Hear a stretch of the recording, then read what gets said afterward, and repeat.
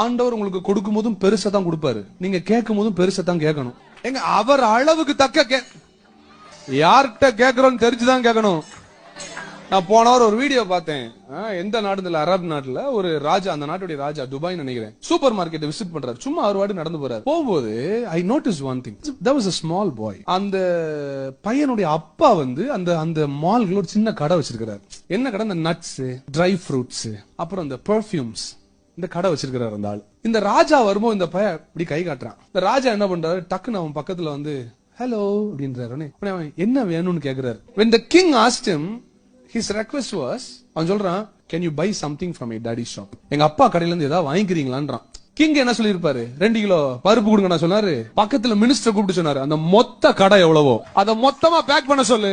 கேட்ட பயலுக்கு தெரியும் யார்கிட்ட அவன் மட்டும் எனக்கு ஒரு டாய் வேணும்னு கேட்டிருந்தான்னா அந்த ராஜா ஒரு டாய் சார், அவன் அறிவாளி சார். அவன் சொல்றான், என் கடையில ஏதாவது வாங்கிக்கோய. அவர் சொல்றாரு, உன் கடையவே வாங்கிக்கிறேன். You are not asking a government servant, you are asking